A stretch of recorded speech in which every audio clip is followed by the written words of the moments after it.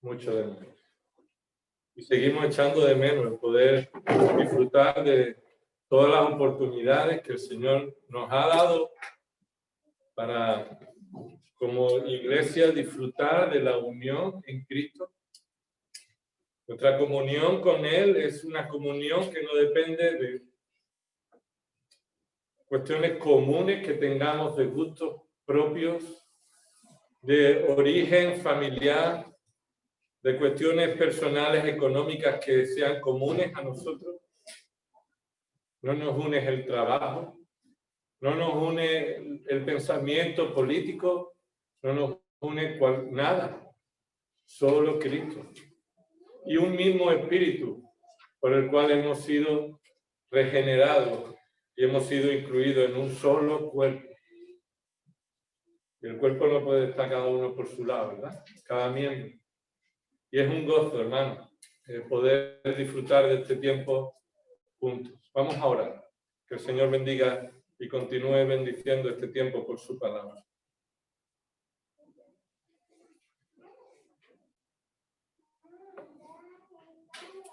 Señor, solo por tu Espíritu Santo hemos podido ver la gloria de Cristo. Señor, y hemos podido reconocer nuestra miseria. Y hemos podido ver cómo tú has planificado que nuestros pecados fueran cargados sobre él. Y Señor, tú habías también mostrado en tu plan desde el principio que la justicia de Cristo se nos atribuiría a nosotros de una manera completa, haciendo posible nuestra redención y nuestra reconciliación contigo.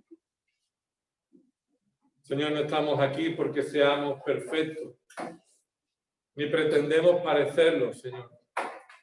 Estamos aquí porque Cristo es perfecto, porque el Padre es perfecto, porque el Espíritu Santo es perfecto.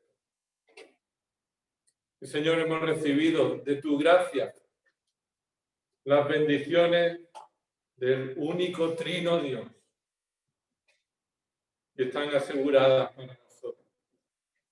Y ahora, Señor, nos acercamos a tu palabra y reconocemos que si no es por tu Espíritu Santo no podríamos entender hasta qué punto tú estás revelando tu voluntad en esta Escritura. Por eso te pedimos, Señor, que esta mañana, Señor, en esta radiografía que haremos de tu palabra, Señor, tú nos muestres tu verdad que se aplica a nuestra vida y que por medio de nuestra obediencia es que te podemos dar gloria a ti. Gracias por cada uno de mis hermanos que están en esta mañana aquí y cómo tú has permitido que podamos disfrutar del tiempo junto ahora. Oramos por los que están en sus hogares, Señor, y te pedimos que también tú lo bendigas por tu palabra. En el nombre de Cristo Jesús. Amén. Os invito a abrir vuestra Biblia en 1 de Timoteo, capítulo 3.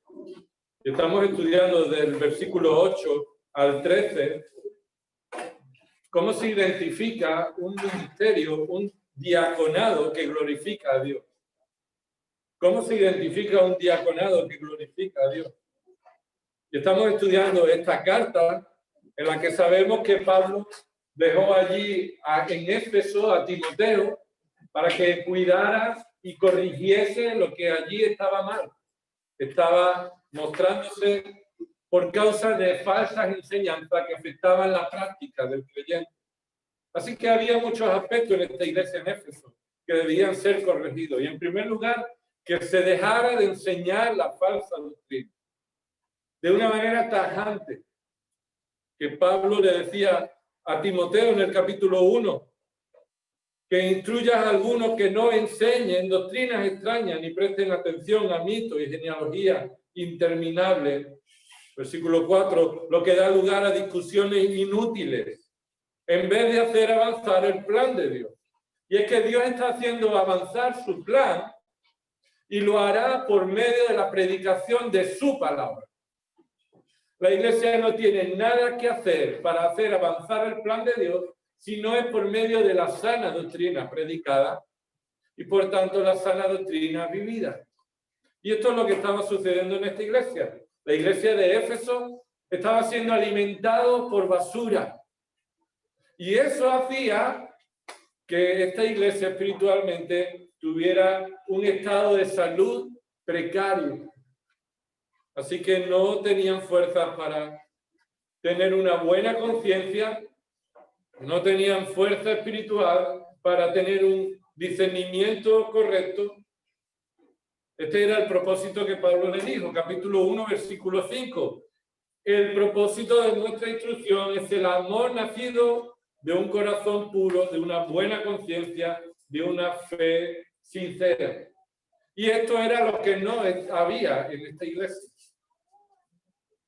Tampoco había un reconocimiento de la gracia de Dios, de cómo Él nos salvó. Y por eso Pablo recuerda en el capítulo 1, versículo 12, que da gracias a Dios porque lo puso en el ministerio, no porque Él lo mereciera, versículo 13, sino a pesar de habiendo sido yo, dice Pablo, antes blasfemo, perseguidor y agresor. Se podía ser menos...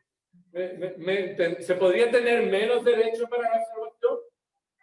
Haber sido blasfemo, perseguidor de la iglesia y agresor de los creyentes. Ahora dice Pablo, sin embargo se me mostró misericordia, porque lo hice por ignorancia, en mi incredulidad. Versículo 14, pero la gracia de nuestro Señor fue más que abundante con la fe y el amor que se hallan en Cristo Jesús. Esta iglesia no tenía un concepto de la gracia de Dios bíblico. Ellos pensaban que la gracia de Dios solamente se refería a las bendiciones, pero que las bendiciones eran un mérito propio. Así que habían llegado al punto de no orar por la salvación de todas las personas. Ellos decidían quién merecía la salvación. En el capítulo 2, Pablo le exhorta a que se hagan oraciones en todo momento, en todo lugar, que los hombres levanten manos santas para que la salvación llegue incluso a las autoridades, las cuales ellos habían decidido que no merecían ser salvos. Y viene la instrucción, versículo 8, sobre los hombres. Viene la instrucción, versículo 9 al 15, sobre las mujeres que estaban ocupando un lugar inapropiado en el culto, en un orden desordenado, en el desorden que Dios había establecido para el hombre y la mujer en la iglesia, en la familia. Pero esto llegaba a la necesidad de corregir también a la iglesia en el liderazgo. Capítulo 3, versículo del 1 al 7, recordáis que había personas que aspiraban al cargo de obispo y que deseaban esa posición, esa obra. Y la obra era una buena obra. Capítulo 3, versículo 1. Quien aspira al cargo de obispo, buena obra desea, no es malo. Es buena obra, pero tan buena es que hay que cuidarla.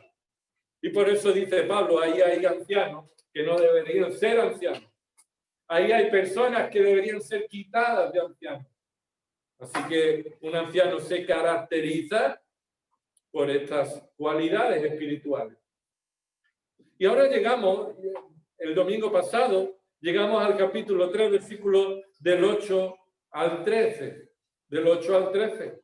Y vimos que la enseñanza principal de 1 Timoteo capítulo 3, del 8 al 13, un recordatorio breve de lo que hablamos la semana pasada, nos dice que el diaconado es el resultado de una vida piadosa y no al contrario. El diaconado, el servicio del creyente, es el resultado de una vida ordenada, piadosa y santa. No perfecta, porque ninguno de nosotros somos perfectos ni lo alcanzaremos en esta vida. Pero tu vida de santificación progresiva va a traer como resultado un diaconado piadoso y no al revés. El Señor nos ha salvado para santificarnos y por medio de ello capacitarnos para una buena obra. Pero en muchas ocasiones, ya sea por las necesidades o ya sea porque el liderazgo quiera que todo el mundo se siente parte, así que queremos que todo el mundo esté involucrado en todo. ¿Y que tú qué quieres hacer? Pues haz lo que tú quieras hacer y que te sientas útil en el cuerpo. Pero la palabra de Dios no nos dice eso. Nos dice que la característica de un diaconado piadoso comienza en una vida piadosa. Y si no se cumple una vida piadosa, no puedes servir. No puedes estar sirviendo. Yo recuerdo cómo en alguna ocasión en nuestra vida común de la mayoría de los que estáis aquí, en algún momento, supongo que recordaréis cuando en ocasiones se decía, si no sirves, como parte del servicio, si no sirves, si no estás sirviendo, no sirves. Y eso en ocasiones se toma como un eslogan. Si no sirves, no sirves. Como que no eres útil para nosotros si no estás sirviendo. La Biblia no dice nada de eso. La Biblia no dice que tengamos interés unos por otros cuando tú estés sirviendo. Y que ese sea nuestro propósito final, sin importar cómo servimos. Sino que la prioridad de este pasaje nos dice que un servicio piadoso comienza por una vida piadosa. La prioridad no está en el cargo, no está en alcanzar una meta de un reconocimiento público de un diácono. No, lo vimos el domingo pasado. El énfasis está en servir al Señor por medio de una vida que es transformada a la imagen de Cristo. En otras palabras, el énfasis en el creyente no es servir, sino crecer para servir.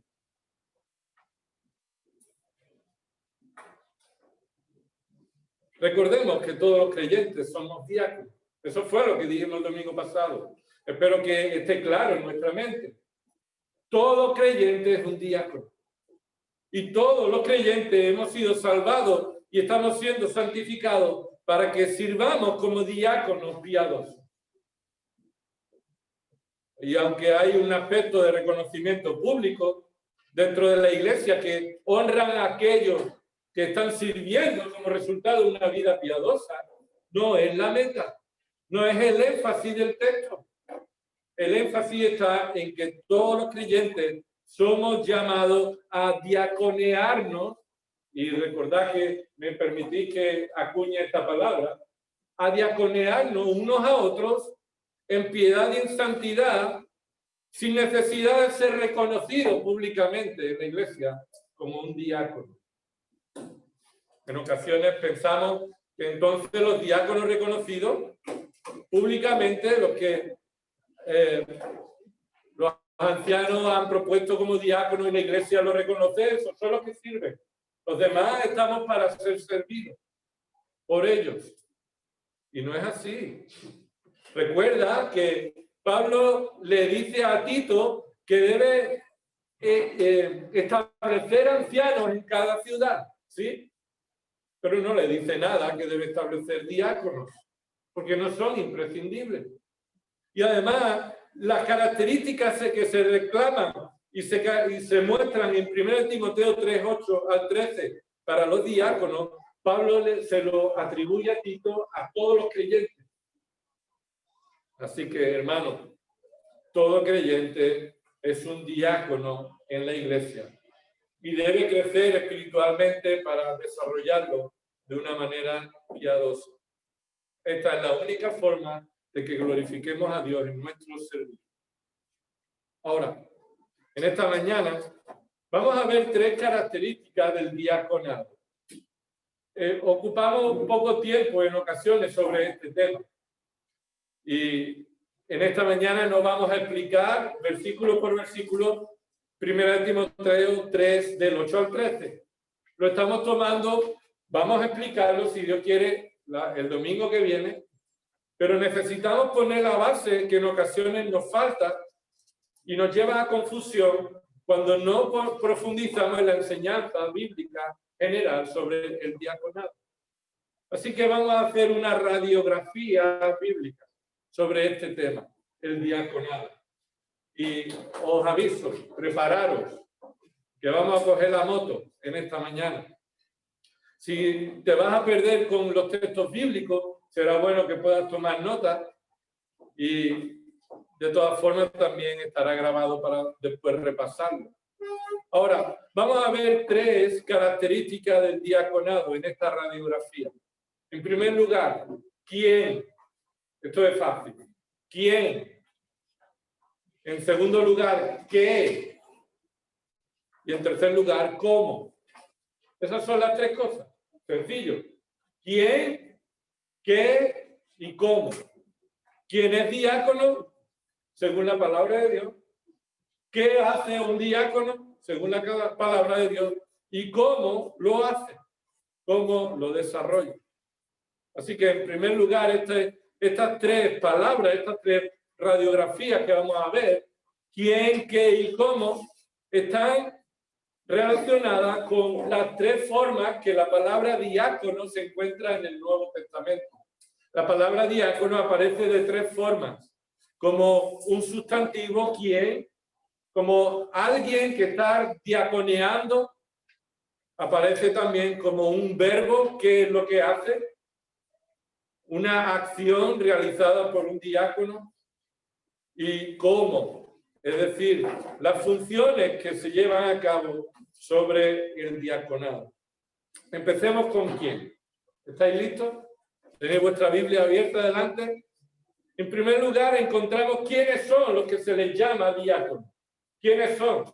Y tenemos en Juan capítulo 2, versículos del 5 al 9, o versículo 5 y versículo 9, que en la boda de Caná, aquellos que estaban sirviendo la boda se les llama diáconos. Así que de una manera general, un diácono es alguien que está sirviendo en la mesa en una boda. Alguien que está atendiendo las necesidades propias de los invitados en una boda. En Romanos capítulo 13, versículo 4, nos dice que el diáconos son también aquellos gobernantes que están gobernando respecto al liderazgo que Dios ha establecido en el mundo. Ellos son diáconos, los gobernadores de este mundo, y eso lo encontramos en Romanos 13, 4. ¿Quiénes son diáconos? Mira, Mateo capítulo 4, versículo 11, y Marcos capítulo 1, versículo 13, nos dice que los ángeles son diáconos. Los ángeles son diáconos, y esto lo puedes ver también en Hebreos capítulo 1. Hebreos capítulo 1, versículo 14, y dice así, Hebreos capítulo 1, versículo 14. No son todos ellos, refiriéndose a los ángeles, no son todos ellos espíritus ministradores enviados para servir. Y esa es la palabra diáconos. Así que los ángeles son diáconos. ¿Quiénes son diáconos también? En Mateo capítulo 8 se nos dice que la suegra de Pedro era una diaconisa, estaba sirviendo al Señor. Marta estaba sirviendo al Señor también en Juan capítulo 12, versículo 2. Todo discípulo es un diácono según Juan 12. Juan 12, versículo 26. Todos los discípulos estaban diaconeando y eran diáconos. También Tíquico, que se encuentra en Efesios capítulo 6, versículo 21. Probablemente que este hombre, Tíquico, no solamente fuera un hermano que hacía un diaconado, sino que era reconocido como diácono. Y Epafras también en Colosenses capítulo 7. Así que vemos que los seguidores de Jesús y los creyentes eran diáconos en general. Por ejemplo, Primera de Corintios capítulo 3. Primera de Corintios capítulo 3. Versículo 1. 1 Corintios capítulo 3, versículo 1. Así que yo, hermano, no puedo hablaros como a espirituales, sino como a carnales, como a niños en Cristo. Os di a beber leche, no alimento sólido, porque todavía no podíais recibirlo. En verdad, ni aún ahora podéis, porque todavía sois carnales. Pues habiendo celos y contienda entre vosotros, ¿no sois carnales y andáis como hombres? Porque cuando uno dice yo soy de Pablo y otro yo soy de Apolo, ¿no sois simplemente hombres? ¿Qué es pues Apolo y qué es Pablo? Respuesta: diáconos. Son diáconos. Y es llamativo, ¿verdad? Pensaríamos que los diáconos están en un escalafón inferior a los apóstoles, a los ancianos, ¿no? Aún Pablo y Apolo, Pablo está llamándose que ellos son diáconos. Han sido llamados a ejercer el servicio de parte del Señor. Y esto continúa Pablo diciendo en 2 de Corintios capítulo 3. Mira 2 de Corintios capítulo 3. Vuelve a repetir Pablo esta misma idea. 2 de Corintios capítulo 3, versículo 5. No que seamos suficientes en nosotros mismos para pensar que cosa alguna procede de nosotros, sino que nuestra suficiencia es de Dios. Es decir, Pablo no tenía puesta la confianza en nosotros mismos y se refiere a él y los colaboradores que con él están. 2 Corintios 3, 5. Y dice el versículo 6, mira, el cual también nos hizo suficientes como diáconos. Así que Cristo estableció a Pablo y a sus compañeros en el ministerio de predicar el Evangelio para ser diáconos. Pablo era un diácono. Y los que estaban predicando el Evangelio junto con Pablo son llamados diáconos establecidos por Cristo. Esto sucede también en Efesios capítulo 3, versículo 7. Y también Pablo le dice a Timoteo que él es un diácono en Primera de Timoteo capítulo 4, versículo 6. Primera de Timoteo 4, 6. Ahora aquí hay algo llamativo. Acompáñame a Efesios capítulo 4, versículo 12. Efesios 4, versículo 12. Fijaos lo que dice aquí el pasaje. Empezando desde el versículo 11. Efesios 4, 11. Y él dio a algunos el ser apóstoles, a otros profetas, a otros evangelistas y a otros pastores y maestros con un fin. Versículo 12. El fin es a fin de capacitar a los santos para la obra del diaconado. Para la obra del diaconado. Entonces mi pregunta, hermano, es, ¿quién es un diácono? Según este versículo, ¿para qué eres capacitado? Para hacer la obra del diaconado. El creyente es aquel que por la capacitación que el Señor provee por los pastores y maestros, todos los santos, es decir, todos los creyentes que forman parte de una iglesia local, son llamados los obreros del diaconado. Estás incluido. Hombre, mujer, que ha sido salvado por la gracia de Dios, debe estar viviendo su vida, transformando sus corazones para poner en obra el diaconado para el cual Dios nos ha y nos está capacitando.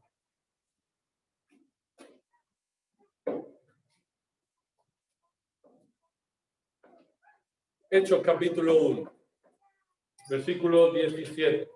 Hechos 1, 17.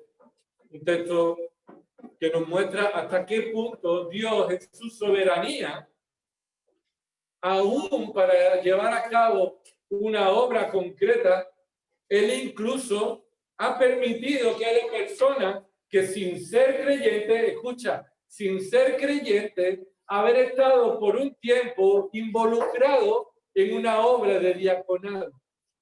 Sin ser creyente, Dios ha usado a personas y les ha permitido estar involucrados en una obra de diaconado.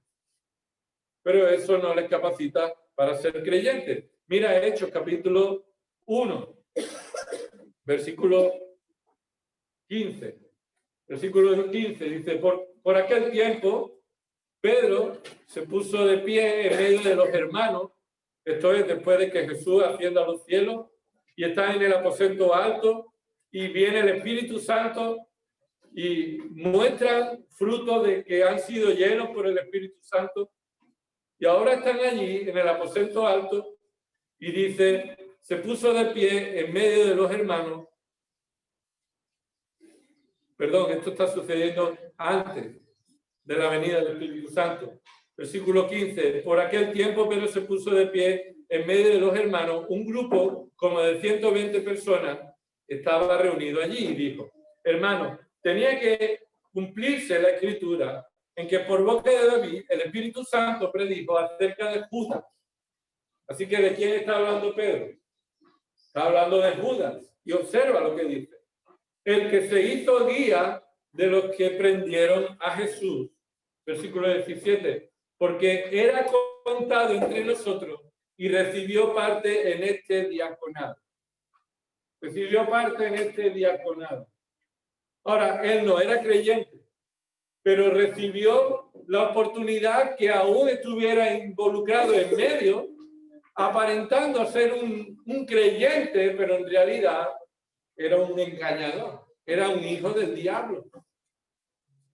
Incluso él llevaba la bolsa, ¿verdad? Y esto nos señala que en la mayoría de las ocasiones, lo veremos más adelante, funciones de las tareas especiales de diaconado tienen que ver con esta administración. Ahora, hemos dicho que los que sirven en una boda son diáconos. Hemos dicho que los que sirven y atienden a invitados en su casa están haciendo una función de diácono. Hemos dicho que todo creyente es un diácono, incluso en el ministerio del diaconado, Judas estuvo formando parte sin ser creyente.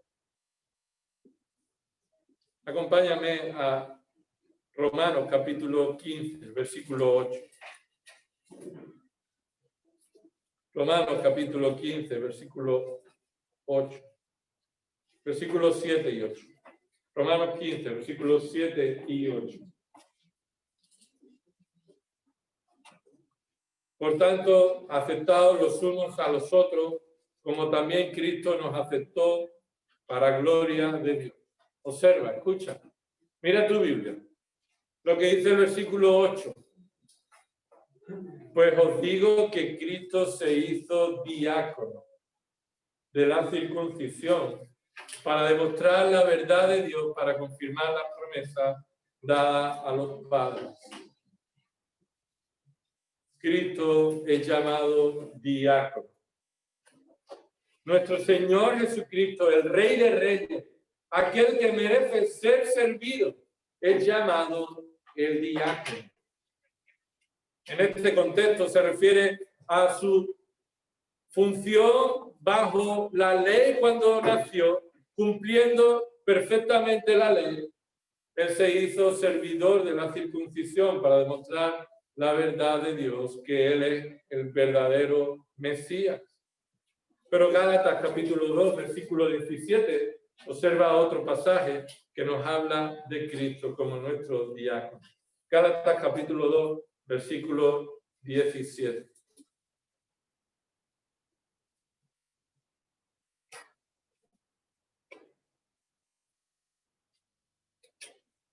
Pero si buscando ser justificados en Cristo, también nosotros hemos sido hallados perfectos. Pregunta, ¿es Cristo entonces diácono de pecado?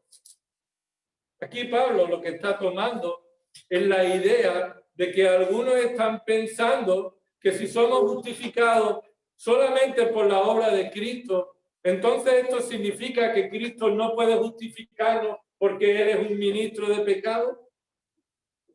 es una hipótesis, es una acusación. Están diciendo que somos hallados, que no somos hallados justificados por la justicia de Cristo. Entonces está diciendo Pablo, si no somos justificados por la justicia de Cristo, eso significaría que Cristo es un servidor del pecado. Él no puede justificarnos. Y aquí se nos está llamando hipotéticamente a Cristo de un modo diácono de pecado. Ahora, ¿Cristo es diácono de pecado? Sin duda que no. De ningún modo. Versículo 18. Porque si yo edifico lo que en otro tiempo destruí, yo mismo resulto transgresor. Pues mediante la ley yo morí a la ley, a fin de vivir para Dios. Y ahora versículo 20. Con Cristo he sido crucificado. Y ya no soy yo el que vive, sino que Cristo vive en mí. Y la vida que ahora vivo en la carne, la vivo por fe en el Hijo de Dios, el cual me amó y se entregó a sí mismo por mí. ¿Quieres saber cuál es la definición de un diácono? La mejor definición de un diácono, aquí te la encuentras, versículo 20. El Hijo de Dios, como diácono, Él me amó y se entregó a sí mismo por mí. Eso hace un diácono, que por amor se entrega aún dispuesto a sufrir por el bien de otro. Esta es la definición suprema de un diácono. Sí, pero aquí no está la palabra diácono, ¿verdad? Bueno, esto lo podemos encontrar en Marcos capítulo 10. Marcos capítulo 10. Mirad cómo en Marcos capítulo 10 Jesús viene a corregir el pecado que están mostrando de soberbia los discípulos. Y en el versículo 35 se acercan a Jesús, Jacobo y Juan.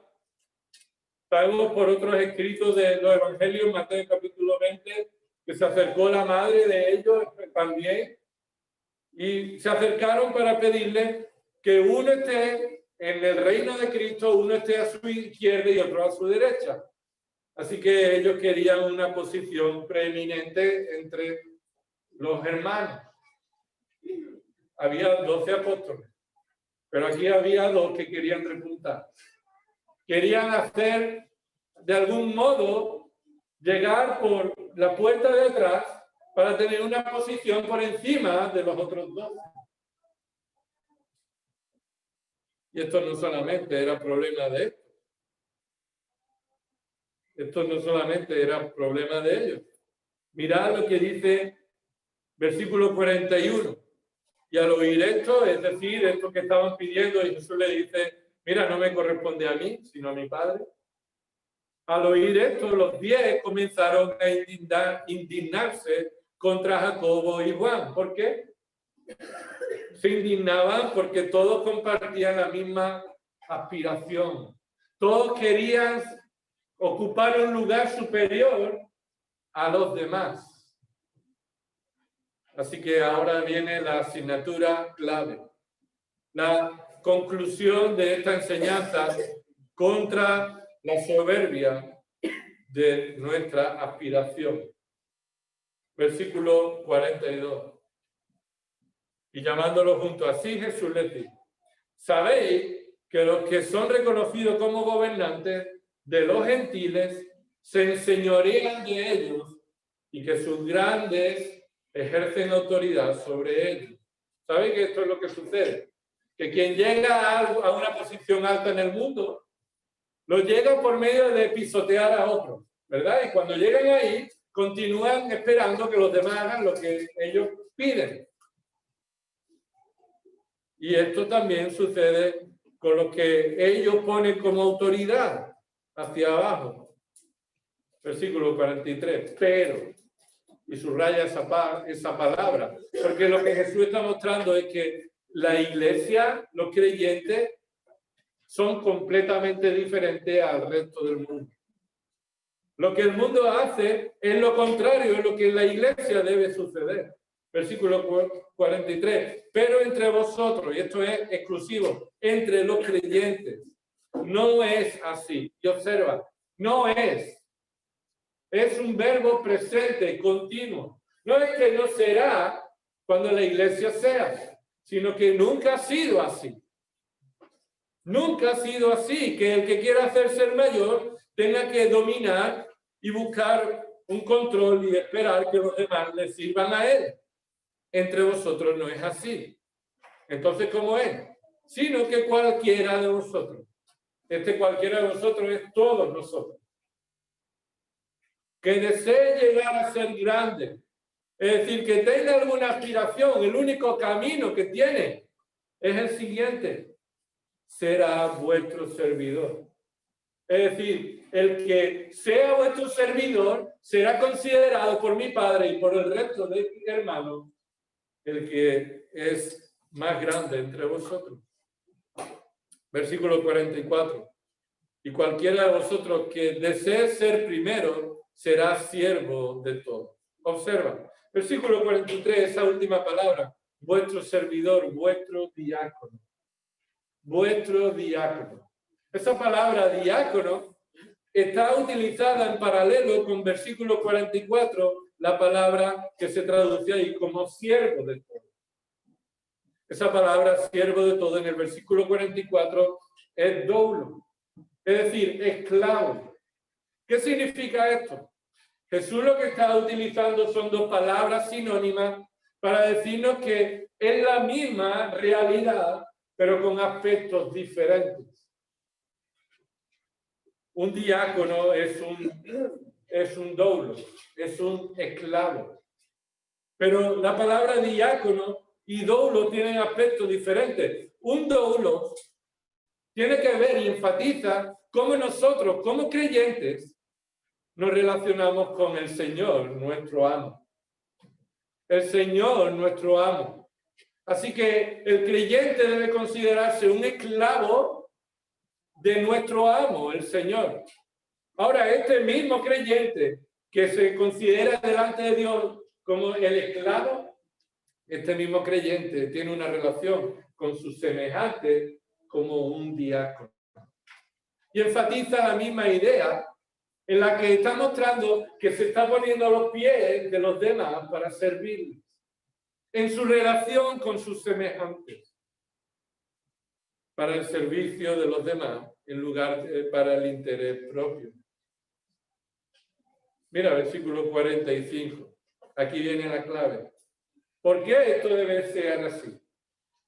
¿Por qué será el mayor entre nosotros el que se considera delante de Dios como el esclavo y reconoce al Señor como su amo? Y reconoce que los demás son aquellos a los que él debe servir como diácono. Porque ni aún el Hijo. Versículo 45. No te pierdas esto, porque este es el punto. Porque ni aún el Hijo del Hombre vino para ser servido.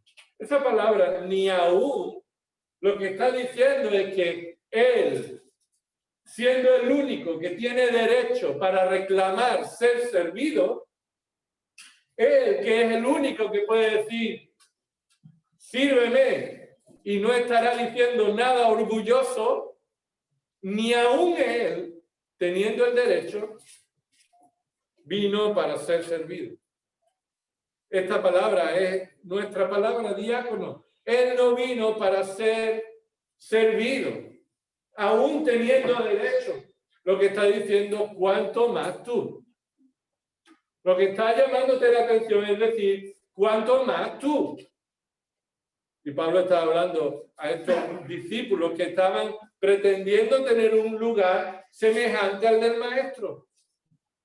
Hermano, tú y yo debemos considerar a Cristo como diácono. Como diácono. Y él no buscó un reconocimiento de diácono, él vino a servir. Y mira lo que dice, no vino para ser servido, sino para diaconear. ¿Y cómo diaconeó? Versículo 45. ¿Cómo lo hizo? Dando su vida en rescate por muchos. El diaconeo se caracteriza en esta definición. Sacrificio, entrega para el bien del otro. Sacrificio, entrega para el bien del otro. Si tú eres un diácono, has sido salvado por la gracia de Dios y estás creciendo en la palabra de Dios y estás santificando tu vida en el poder del Espíritu, debes estar dispuesto a sacrificarte, a sufrir por el bien de los demás en lugar de tus propios intereses. Bueno, yo estoy dispuesto a servir, pero cuando me sobre el tiempo. ¿Me has escuchado eso? Cuando me jubile, entonces sirvo al Señor. O cuando me toque la monoloto, entonces doy el tiempo. Verás tú, sí, voy a dar tiempo. O voy a dar ofrenda. No. Estamos sirviendo al Señor con lo que tenemos, con lo que somos. Y de una manera sacrificada, negando nuestro propio deseo e interés, ya que anhelamos ser imitadores de Cristo. Y esto es tremendo, hermano, no me canso de leerlo. Después de tantas semanas leyéndolo, este es el punto, hermano. Tú quieres ser un diácono, ponte en el espejo de Cristo. Porque ni aún el Hijo del Hombre vino para ser servido. ¿Y cuántas veces nosotros creemos que merecemos ser servidos? En lugar de ponernos en disposición a sufrir el daño. No, yo estoy dispuesto a sufrir hasta que alguien, estoy dispuesto a diaconear y servir en la iglesia hasta que alguien me haga sufrir. Entonces desaparezco. No. Cristo vino a diaconear sufriendo y muriendo en la cruz y mostrando que el diaconado es sacrificado por el interés de los demás. ¿Quién? Pues todos los creyentes. Aún Cristo vino a ser nuestro diácono. ¿Qué tarea? ¿Qué función? ¿Qué es lo que tiene que hacer? Miremos este segundo punto en la radiografía. Un diácono debe de estar dedicado en distintas funciones como aparece en la Escritura. Empecemos por los evangelios. Lucas capítulo 10. Lucas capítulo 10. Versículo 40. Y es curioso que cuando se habla del diaconado como un tipo de tarea, de una función concreta, el tipo de tarea solamente aparece en los evangelios en este pasaje. Aparecen muchos verbos en los evangelios, aparecen muchos sustantivos hablando de quiénes son diáconos, pero la función de diácono solamente aparece en este pasaje. Lucas capítulo 10, versículo 40.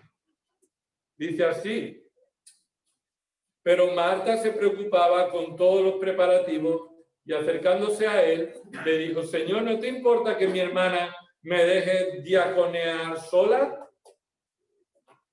Aquí lo que vemos es que el diaconado es lo que tú y yo hacemos cuando recibimos a alguien a casa. No le decimos: bien, entra en casa, y te sientas en el sofá y dices: ahí tienes las cosas, sírvete. ¿No? Y te ponen los pies ahí cómodos. Tú como estuvieras en tu casa, tú sírvete. Eso no es confianza, ¿no? Eso más bien muestra una falta de amor y de consideración a tu invitado. Así que el diaconado es una función en la que uno está mostrando, sacrificando sus propios intereses, amar a la persona, amar a aquellos que están cercanos a nosotros. Y en este contexto es lo que haríamos cuando invitamos a alguien a casa. Y esto es lo que caracterizaba a Marta. Y ella estaba preocupada porque estaba ese desequilibrio. Y aquí se nos muestra, hermanos, de nuevo. El diaconado no es lo que sustenta tu vida. Lo que sustenta tu vida es la palabra de Dios en tu corazón. Aunque después estés un tiempo que no estés sirviendo, y aunque haya Martas a tu alrededor que diga: oye, no te da a ti que estemos aquí los demás trabajando y tú. Bueno, Si la prioridad es preparar tu corazón para un servicio al Señor, está bien que tomes tu tiempo para crecer en la palabra, crecer en un corazón dispuesto y servir como resultado de ello. Pero no es el ministerio lo que sustenta la vida del creyente. Hechos capítulo 1. Aparece en Hechos de los Apóstoles 8 ocasiones en las que se habla como el diaconado en una función de tarea. En alguna función de tarea. Observemos lo que dice en Hechos capítulo 1, versículo 17. Lo acabamos de leer antes, este servicio, este ministerio, este diaconado que se le permitió realizar a Judas. Es lo que estaban haciendo los apóstoles, estaban diaconeando al Señor y sus necesidades. Pero en el mismo capítulo, versículo 24, se nos dice, y habiendo orado, dijeron, tú, Señor, que conoces el corazón de todos, muéstranos a cuál de estos dos has escogido para ocupar este diaconado y apostolado. Este diaconado y apostolado.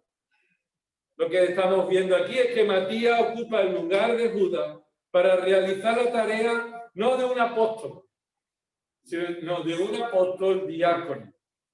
Porque no está separado, hermano. No están los pastores y después los diáconos. Están los pastores y todos somos parte de la iglesia. De alguna manera somos diáconos uno de otro para la gloria de Dios. Capítulo 6, de nuevo, se nos vuelve a hablar de esta labor del diaconado. Capítulo 6 de Hechos. En ocasiones este capítulo se ha enseñado, se ha mostrado como los primeros diáconos de la iglesia, lo cual probablemente tenga mucho que ver, mucha relación con el diaconado, pero no se les llama diáconos a estos hermanos que están aquí. Pero sí se muestra como el comienzo de una posible tarea de diaconado en la iglesia local. Capítulo 6, versículo 1.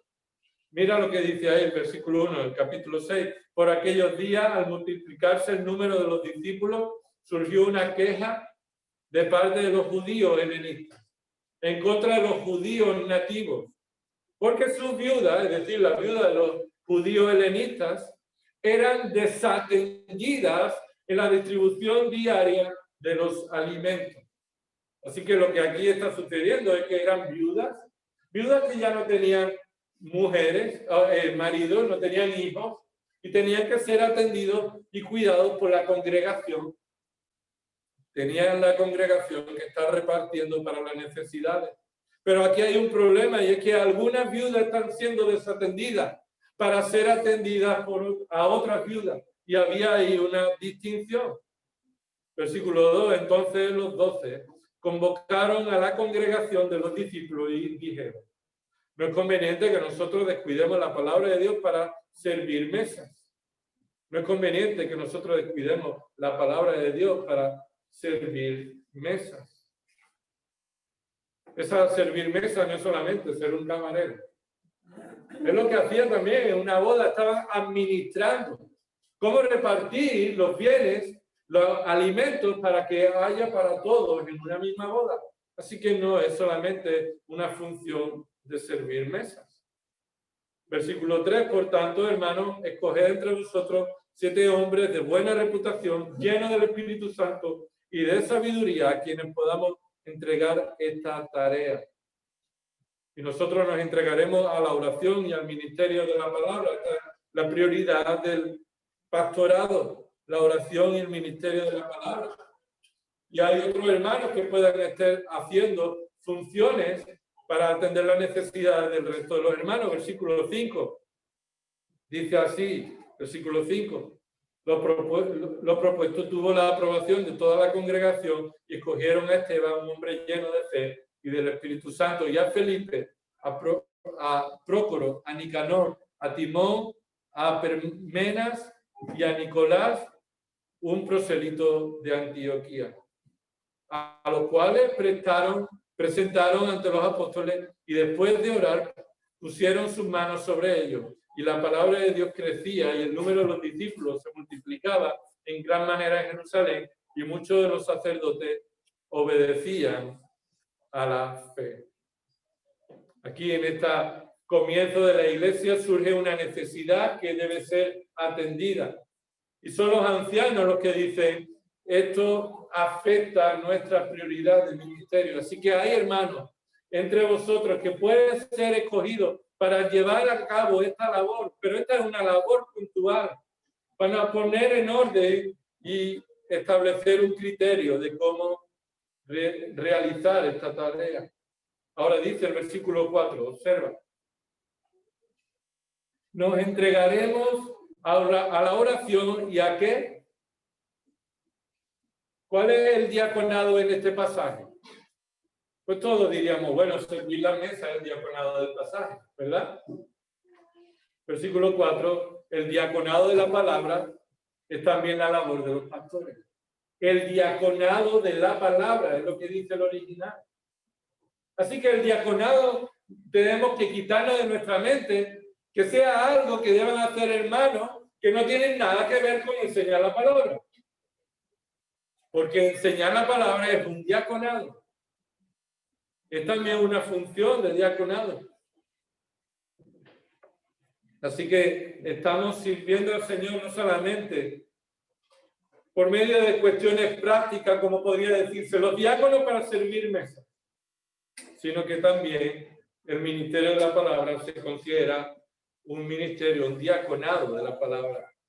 Enseñar, predicar, redarguir, corregir, confrontar, todo se considera en el mismo contexto una tarea de diaconado. Capítulo 11, versículo 29. Capítulo 11, versículo 29, continúa hacia adelante. Y recuerda que Esteban y Felipe, que habían sido elegidos allí, podrían ser titulados algunos como diáconos. Lo que más se sabe de ellos no es cómo sirvieron las mesas, es cómo predicaron el evangelio y cómo fueron martirizados y cómo Dios los utilizó para llevar el evangelio a otros lugares. Capítulo 11, de hecho, versículo 29, se nos viene a decir que la ofrenda enviada por los creyentes de Antioquía para el diaconado de los creyentes que necesitaban en Judea. Capítulo 11, versículo 29. Observa lo que dice desde el versículo 27. Por aquellos días, unos profetas descendieron de Jerusalén a Antioquía y levantándose uno de ellos, llamado Agabo, daba a entender por el Espíritu que ciertamente habría una gran hambre en toda la tierra. Y esto ocurrió durante el reinado de Claudio.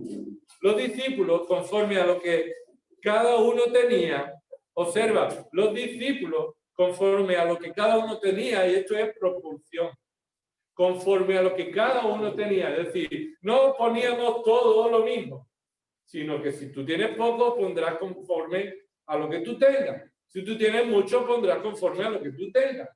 Así que cada uno, conforme a lo que tenía, determinaron enviar una contribución para el socorro. Esa palabra socorro es la palabra diaconía.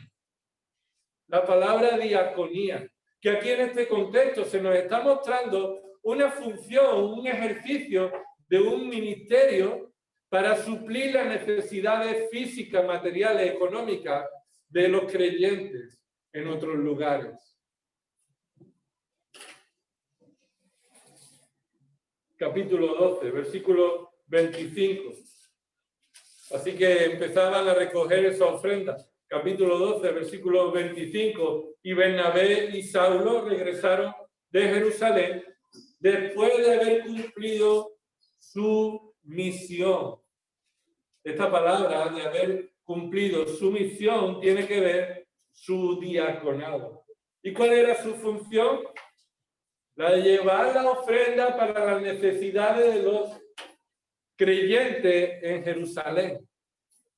Así que vemos que Pedro y Pedro y Bernabé hicieron su misión, hicieron la misión que se les había encomendado, el diaconado de llevar las necesidades para los creyentes en Jerusalén.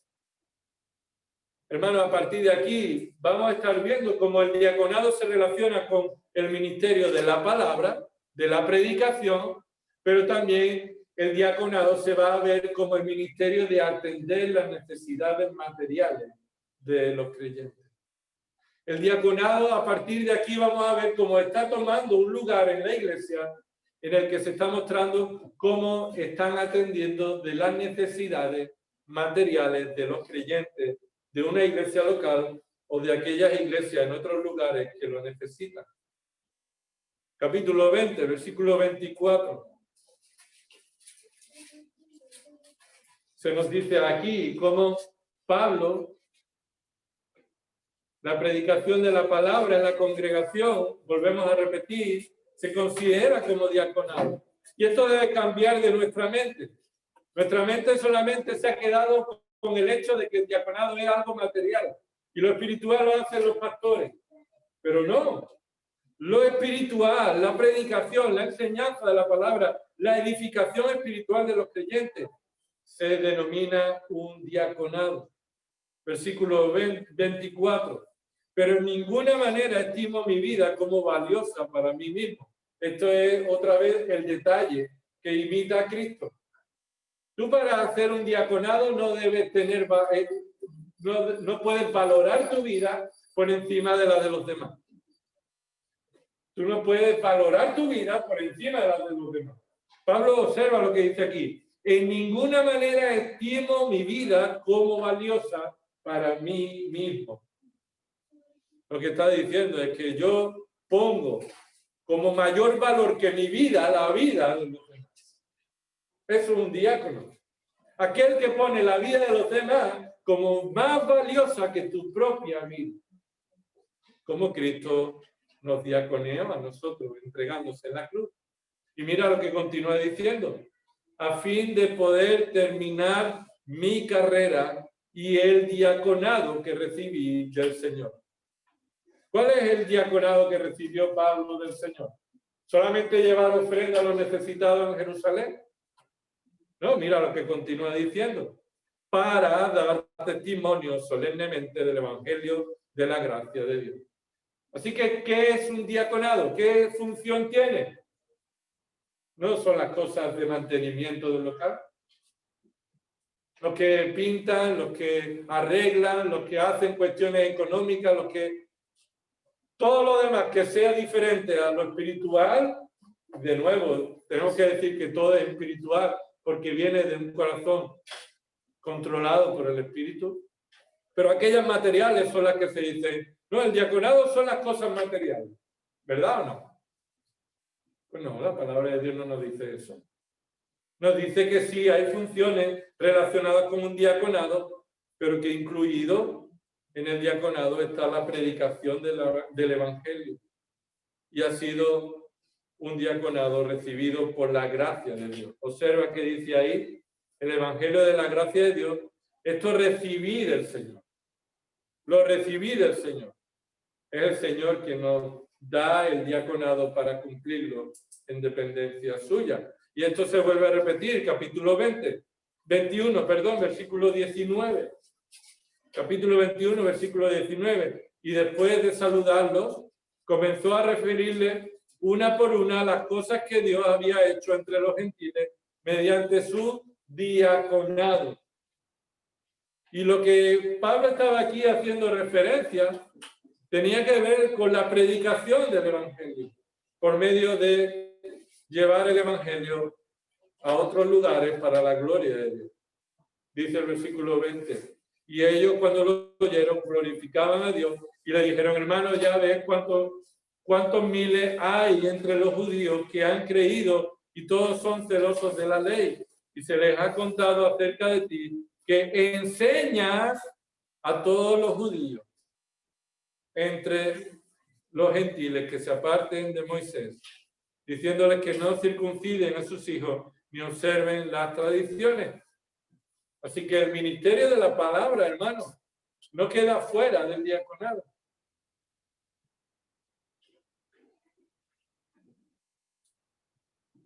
De nuevo, La palabra de Dios nos dice esto, Romanos capítulo 11, versículo 13. Hay tres referencias de esta palabra aquí en la carta de Romanos. Y la encontramos aquí en este capítulo 11 y 12. Capítulo 11, versículo 13, Pablo está llamando la atención sobre el plan salvador de Dios y cómo Israel ha sido echado a un lado momentáneamente, temporalmente, para ser incluidos en la gracia de Dios a la iglesia, a los gentiles. Y en el capítulo 11, versículo 13, se nos dice esto: pero a vosotros hablo, gentiles. Entonces, puesto que yo soy apóstol de los gentiles, honro ¿qué? Como apóstol de los gentiles, yo soy llamado a desarrollar este diaconado de predicar el evangelio a los gentiles. Capítulo 12, versículo 7. Mira lo que se nos dice, que si alguno ha recibido el don de servicio, que se ocupe en servir. Y esa palabra se enseña ahí como diaconado. Y aunque está al margen, dice, y el que enseña en la enseñanza. Lo que nos está diciendo es que la enseñanza forma parte del diaconado, pero el diaconado no es solamente enseñanza. La enseñanza bíblica forma parte del diaconado, pero el diaconado no es solo enseñanza, sino es todo aquello que hacemos para el bien de los demás, sacrificando nuestro propio interés egoísta, como Cristo hizo. La carta en el Nuevo Testamento que más veces se habla sobre el diaconado es Segunda de Corintios.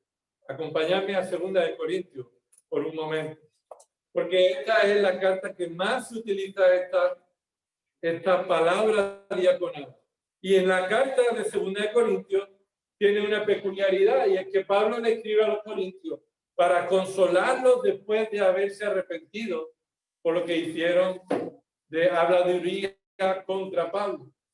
Ellos se arrepintieron, Pablo le escribe esta carta para consolarlos. Pero hay una parte y un énfasis importante en esta carta, y es que Pablo les llama a mostrar el arrepentimiento y los frutos por medio de compartir de lo que Dios les da a ellos para las necesidades de otros. Observa capítulo 3, versículo 7.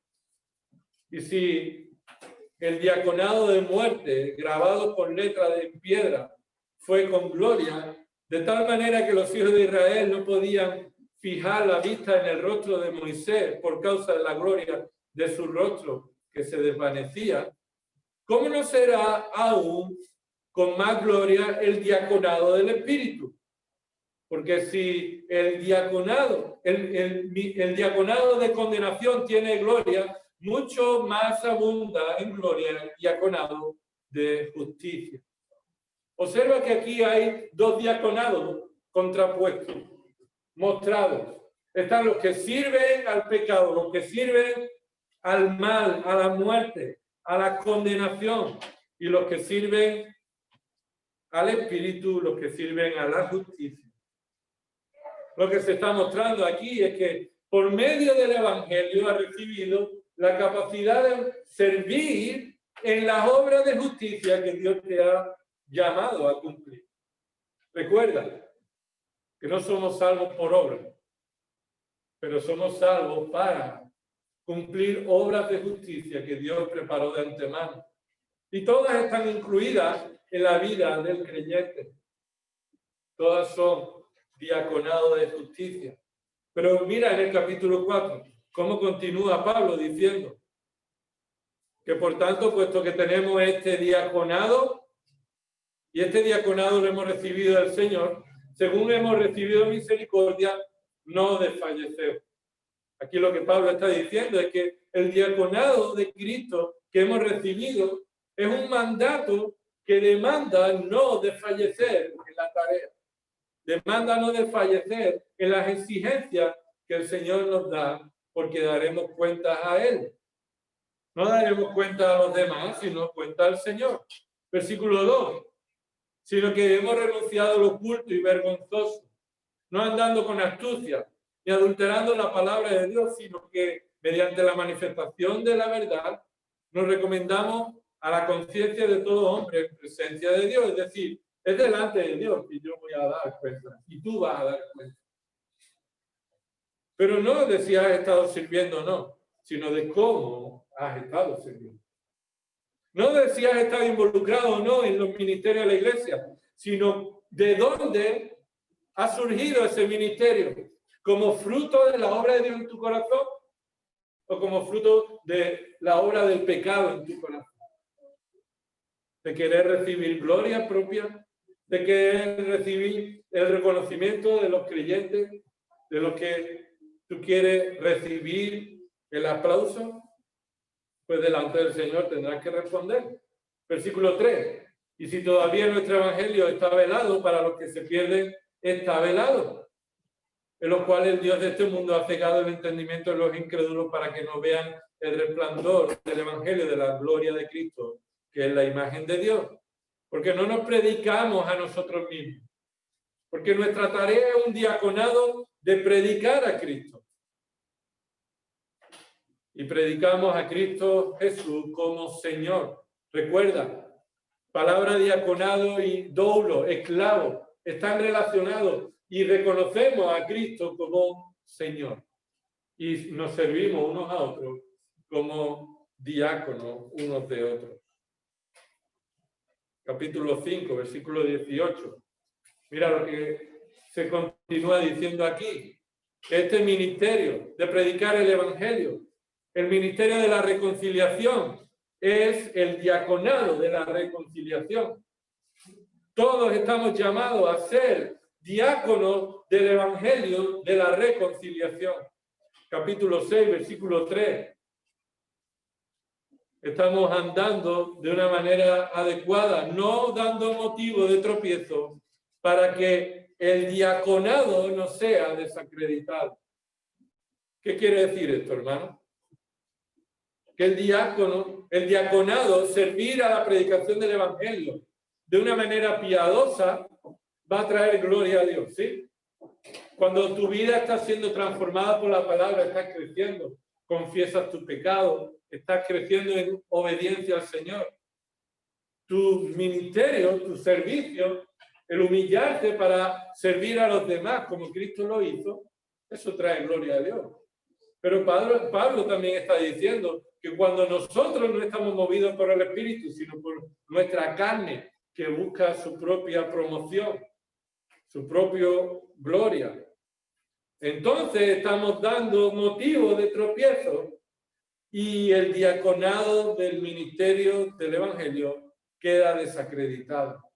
No solamente tú quedas desacreditado para ese ministerio, sino que está afectando a la honra y el honor del diaconado del ministerio del Evangelio. Lo que Pablo está aquí diciendo es que tú no puedes diaconear de cualquier manera. El diaconado, el servicio, es el resultado de una vida que crece en santidad. A medida que estás creciendo en el conocimiento de Dios y estás siendo transformada a la imagen de Cristo, entonces vas a servir progresivamente para traer gloria a Dios. Pero tu énfasis no debe ser, a ver, ¿en qué puedo servir? Necesito sentirme útil. No, tú necesitas sentirte salvado por la gracia. Necesitas reconocer cómo es de grande la salvación y tener una perspectiva adecuada de tu pecado, de tu miseria y de la gloria de Cristo. Y entonces estarás siendo preparado para servir a los demás, considerando tu propia vida como sin valor. Es en el ministerio donde surge la mayoría de los conflictos en la iglesia. Y la razón es porque estamos sirviendo con corazones movidos por el pecado.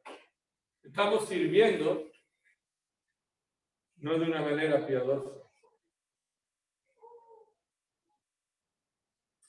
yo doy gracias a Dios que en su misericordia, al comienzo de una iglesia local, como aquí en Alcosa, que llevamos ya años, el énfasis no ha sido en establecer una lista de ministerios y a ver quién se apunta en ella, ¿verdad? No, ese no es el énfasis de la iglesia. El énfasis de la iglesia es crecer en la gracia, en el conocimiento de la gloria de Dios, de la salvación que hemos recibido, elevar nuestra consideración de Dios y disminuir nuestra propia consideración al nivel donde debe estar. Y a medida que estamos siendo llenados por la palabra, entonces nuestros corazones estarán dispuestos a servir. Ahora, hermanos, llega un momento en que no podemos estar solamente creciendo y no sirviendo. Porque entonces eso muestra que ese crecimiento no está cambiando el corazón. Porque un corazón que está cambiando por el Espíritu Santo, por el Evangelio, inevitablemente estará deseoso de servir para traer gloria al Señor y no a uno mismo. Ahora, en esta misma carta se nos muestra también otro modo en el que la iglesia debe estar diaconeando. Capítulo 8, 2 Corintios, capítulo 8. Pablo empieza aquí a mostrar una diferencia en el uso de esta palabra, y ya no solamente predicar el Evangelio, el diaconado de la reconciliación, sino el diaconado del amor al prójimo. Y eso es lo que se puede resumir el diaconado. El diaconado se puede resumir en poner en práctica los principales mandatos de Dios. ¿Cuáles son los dos principales mandatos de Dios que podría ser resumido en uno? Ama al Señor tu Dios y ama a tu prójimo como a ti mismo. En esto se resume todo. Y solo los creyentes han sido capacitados para hacer esto. Amar al Señor tu Dios progresivamente con todo tu corazón, toda tu alma, toda tu mente y toda tu fuerza, y a tu prójimo como a ti mismo. El diaconado es esto.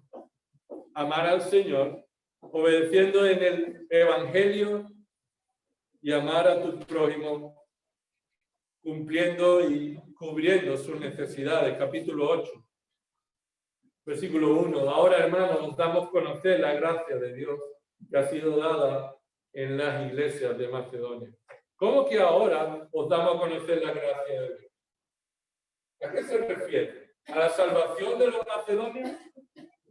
¿A qué se está refiriendo Pablo? Versículo 2. Pues en medio de una gran prueba de aflicción, abundó su gozo, y su profunda pobreza sobreabundó en la riqueza de su liberalidad. Aquí lo que está diciendo Pablo es que estos creyentes de la iglesia de Macedonia ya habían sido salvados, pero se les mostró que pudieran dar testimonio de la gracia de Dios en ellos. Y es que estando en medio de mucha aflicción y prueba, ellos no perdieron el gozo y pudieron dar de su pobreza. Versículo 3. Porque yo testifico que según sus posibilidades, es decir, no al mismo nivel cada uno, sino cada uno a las posibilidades que el Señor le había dado, aún más allá de sus posibilidades, y esto es sacrificadamente, es decir, me lo quito de mí para dártelo a ti, que estás necesitado. Mira lo que continúa diciendo, dieron de su propia voluntad. ¿Esto es que se refiere a dieron de su propia voluntad? Pues no se refiere solamente o específicamente a aquello de la riqueza, el dinero, de los alimentos, de las posesiones que Dios le había dado para suplir la necesidad de los santos. Versículo 4. Suplicándonos con muchos ruegos el privilegio de participar en el sostenimiento de los santos. En el sostenimiento de los santos. Y esta es la obra del diaconado. Esta posibilidad de sostener a las necesidades de los creyentes y administrar nuestras posesiones, administrar las ofrendas que estamos dando para cubrir la necesidad del ministerio y también de las necesidades de los creyentes. Ese capítulo 8, versículo 4, suplicándonos con mucho ruego el privilegio de participar en el diaconado de los santos. En el diaconado de los santos. El sostenimiento de los santos significa el cubrir las necesidades de los santos. El diaconado de los santos no es el resultado de las capacidades humanas, sino el fruto espiritual de un corazón transformado. Y a pesar de su pobreza, ellos dieron más allá de sus posibilidades. No dieron conforme a sus posibilidades, sino más allá para que pudieran ser atendidas las necesidades de los creyentes en Jerusalén. Continúa Pablo con esta idea, capítulo 9, versículo 1.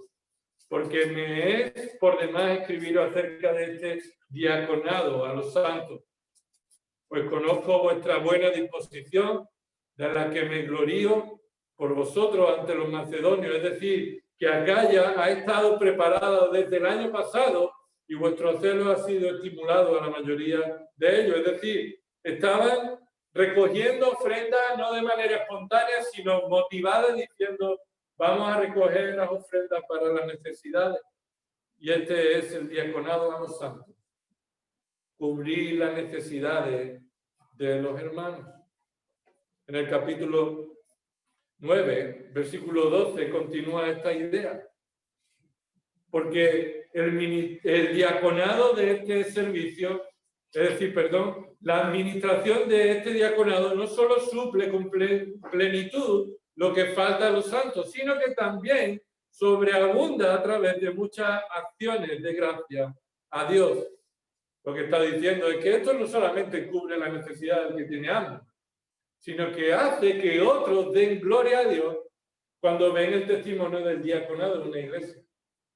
Una iglesia que reconoce cómo el Señor se hizo pobre para que nosotros seamos ricos.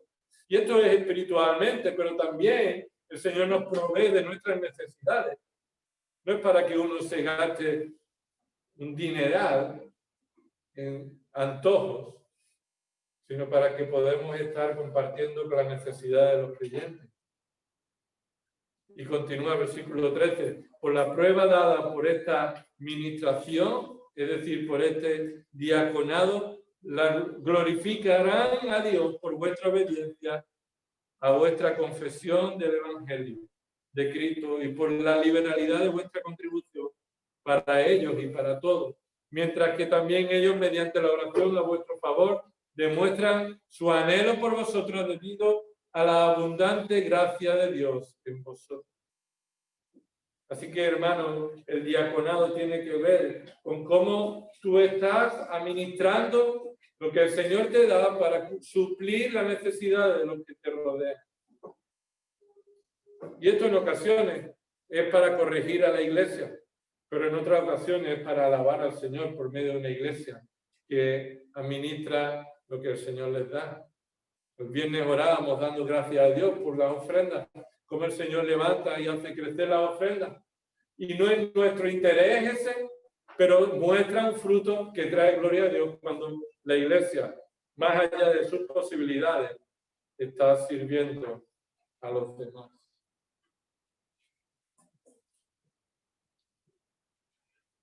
¿Quién, qué y cómo? Terminemos con esto. ¿Cómo se hace? ¿Cómo se hace este servicio?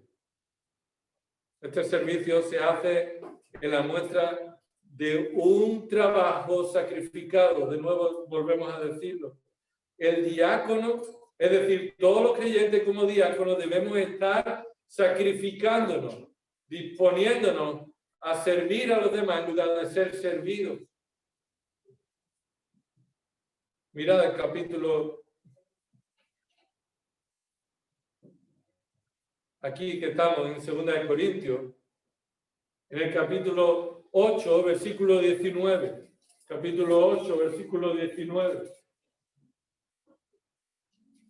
Y no solo esto no solamente se ha divulgado vuestra fama por ver los frutos del Evangelio en vuestra vida, no solo esto, sino que también ha sido designado por las iglesias como nuestro compañero de viaje a esta obra, a este diaconado de gracia, la cual es administrada por nosotros para la gloria del Señor mismo, para manifestar nuestra buena voluntad, teniendo cuidado de que nadie os desacredite en esta generosa ofrenda administrada, esto es diaconeada por nosotros. Pues nos preocupamos por lo que es honrado, no solo ante los ojos del Señor, sino también ante los ojos de los hombres. Versículo 21, 8:21. Recuerda que dice, no hay que ser solamente, no solamente hay que serlo, sino parecerlo. Eso es un dicho popular, es bíblico, está aquí. Mira, versículo 21. No solamente nos preocupamos por lo que es honrado, no solamente delante del Señor, a los ojos del Señor, esto es serlo. A los ojos del Señor sabemos que el Señor ve lo que tú eres. Así que yo procuro ser fiel a honrar al Señor en cómo diaconeo, sino que también, dice, mira el versículo 21, sino también ante los ojos de los hombres, es decir, cómo los hombres ven que yo diaconeo. No solamente serlo, sino parecerlo. Y así es como somos llamados a diaconear, examinando nuestras vidas, pero también procurando servir a nuestros hermanos en sus necesidades, en sus necesidades. Capítulo 6 de Hebreo. Dice el capítulo 6 de Hebreo. Lo hemos leído en esta mañana. Y con esto terminamos. Capítulo 6 de Hebreo, versículo 10. Hermanos, porque Dios no es injusto como para olvidar vuestra obra y del amor que habéis mostrado para su nombre, habiendo diaconeado y diaconeando aún a los santos. La acción, el cómo lo hacemos, es continuamente hasta que el Señor venga. Continuamente hasta que el Señor venga. Diaconeamos y seguiremos diaconeando hasta que el Señor venga. Porque esto muestra que en realidad somos hijos de Dios. Cuando nuestra persistencia y perseverancia proviene de la obra del Espíritu en nuestros corazones. El Señor nos ha llamado a servirle, no para nuestro antojo y gloria, sino para sacrificarnos y sufrir por el bien de los demás. Todo creyente es un diácono y empieza por un corazón que está siendo impactado cada día más por la gracia de Dios en su vida. Es consciente de su pecado y es consciente de la gloria de Cristo y su gracia. Hermanos, hemos sido llamados a diaconearnos unos a otros. Y esto comienza en una vida de santificación. En lugar de si no sirven, no sirven, lo cambiamos por si está siendo santificado, entonces está capacitado para ser. Entonces está capacitado para ser. Vamos a orar. Señor, te damos gracias por esta bendición, Señor. De que tú nos has salvado no para que seamos servidos, sino para servirte en primer lugar a ti, reconociendo que tú eres nuestro Señor, nosotros tus esclavos.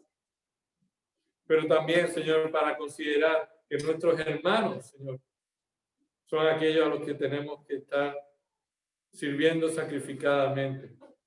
Y en ocasiones, Señor, tiene que ver con nuestra obra de exhortarnos por la palabra, animarnos por tu gracia, animarnos, Señor, en nuestras necesidades espirituales, pero, Señor, también nuestras necesidades físicas, en cómo administramos lo que tú nos das para que podamos cumplir con la obra del ministerio y con las necesidades de los que están entre nosotros. Señor, te damos gracias porque en Cristo hemos recibido las riquezas espirituales en los cielos por tu gracia. Señor, pero no permita que perdamos de vista, Señor, que todo comienza en nuestro corazón, siendo expuestos a tu gracia, a tu verdad, siendo humillados y reconociendo la grandeza de Cristo, tu grandeza y tu misericordia. Y reconocemos que es un privilegio, Señor, poder servirnos y mostrar nuestro amor, el amor que tú has puesto en nosotros por medio de tu Espíritu. En el nombre de Cristo oramos. Amén.